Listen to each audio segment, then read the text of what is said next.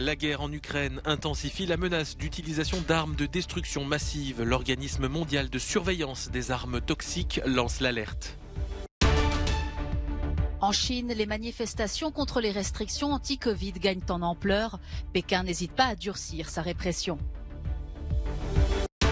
L'Union européenne cherche une solution négociée en réponse à la loi américaine sur la réduction de l'inflation qui prévoit de subventionner les entreprises nationales au détriment des concurrentes étrangères.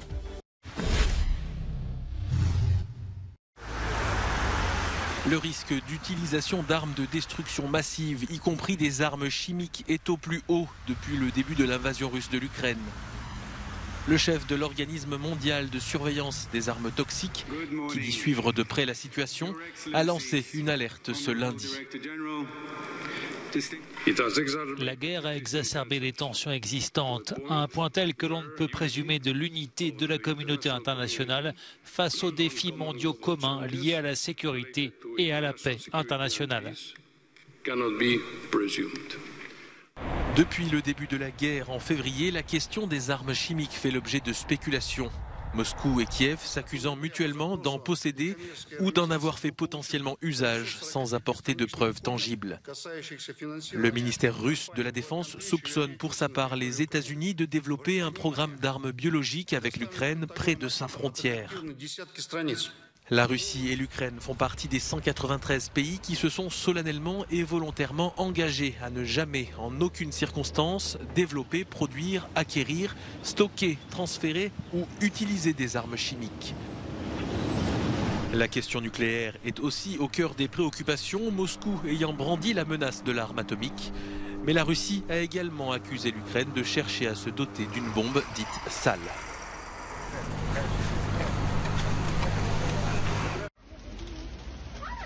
Dans le Xinjiang, le gouvernement chinois passe à la vitesse supérieure dans sa répression des manifestants contre les restrictions anti-Covid. Les patrouilles armées dans les rues se multiplient et les forces de l'ordre n'hésitent pas à fouiller les téléphones pour effacer les vidéos des rassemblements. Les journalistes étrangers ne sont pas épargnés. Après l'arrestation d'Edward Lawrence, reporter de la BBC, c'est au tour de Michael Peucker, correspondant de la radio-télévision suisse, d'être interrogé par la police. Je vais être embarqué après ce duplex au poste de police. Le ministre chinois des Affaires étrangères accuse les médias occidentaux de ne pas suivre les règles. Le journaliste en question ne s'est pas présenté comme journaliste et n'a pas volontairement présenté son accréditation. Les forces de l'ordre locales ont demandé aux personnes présentes sur les lieux de partir. Ceux qui ont refusé de coopérer ont ensuite été éloignés. Ce mécontentement est le point d'orgue d'une colère populaire qui n'a cessé de monter ces derniers mois en Chine, l'un des seuls pays au monde à pratiquer encore une politique stricte zéro Covid, avec des confinements à répétition et tests PCR quasi quotidiens. Pour l'instant, le gouvernement continuera de recourir à ce genre de répression et de mesures sévères. Et il est inimaginable qu'il essaie de résoudre le problème en reculant ou en changeant de politique. Ce n'est pas le style de Xi Jinping et ça ne va pas leur faire du bien de toute façon.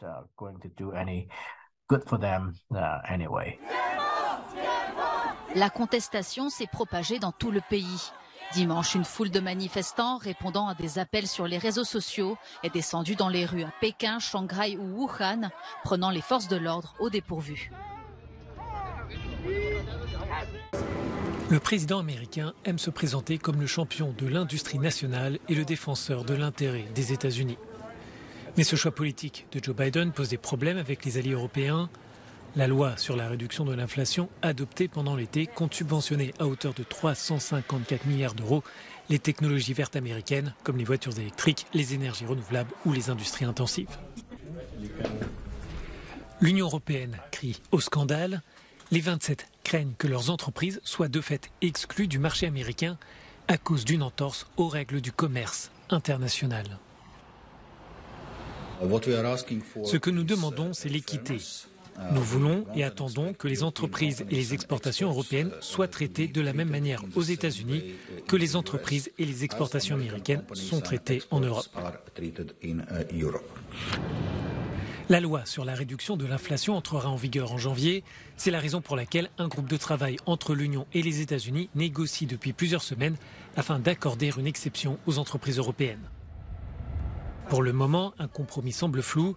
Les analystes sont même sceptiques quant à la possibilité de parvenir à une solution. Washington n'hésite pas à jouer avec les principes du libre-échange. La dernière chose à faire maintenant, la chose la plus stupide à faire, serait de lancer une guerre commerciale, parce que nous sommes en position de faiblesse. C'est la simple réalité. Ce qu'il faudrait faire à la place, je pense qu'il pourrait y avoir une façon ciblée, limitée, de permettre une utilisation plus indulgente des subventions publiques vers la transition verte pour s'assurer qu'elles se produisent le plus tôt possible et pour s'assurer que les entreprises européennes soient en mesure d'être pleinement compétitives aussi au niveau international. Toutefois, des contre-mesures européennes sont politiquement dangereuses. L'Union dépend fortement des États-Unis dans l'effort d'armement de l'Ukraine et en matière d'approvisionnement en gaz naturel liquéfié pour compenser les livraisons suspendues de la Russie.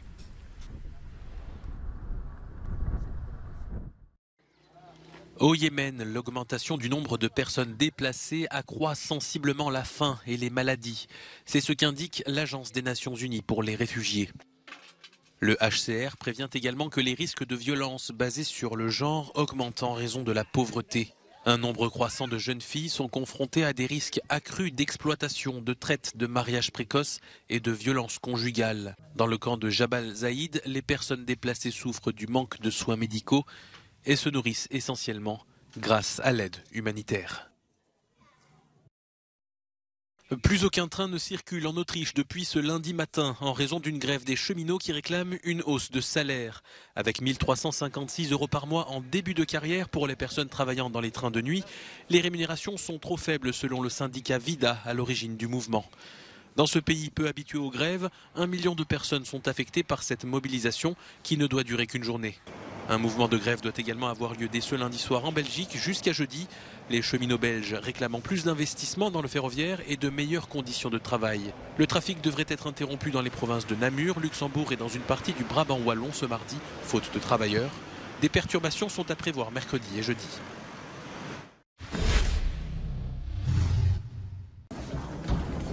Malgré la guerre qui fait rage en Ukraine, le rideau continue de s'ouvrir à Odessa. Au Théâtre national académique d'opéra et de ballet, les spectateurs comme les artistes profitent de cette parenthèse enchantée pour s'évader. Sur scène, je ne pense qu'à ma façon de danser et aux personnages. Les pensées de la guerre n'interfèrent pas pendant ce moment. J'espère que le public pourra lui aussi se changer les idées, car il est impossible de penser constamment à la guerre. Depuis sa réouverture en juin, le théâtre fonctionne avec la moitié de son personnel habituel. Et il n'a pas échappé à la dure réalité de la guerre et au bruit angoissant des bombardements.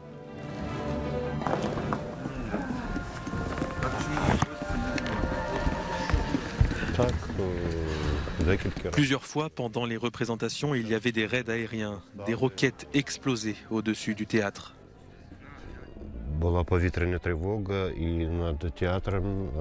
C'était très effrayant. Les artistes étaient inquiets. C'était un moment très difficile. Mais après la fin du raid aérien, la représentation a continué.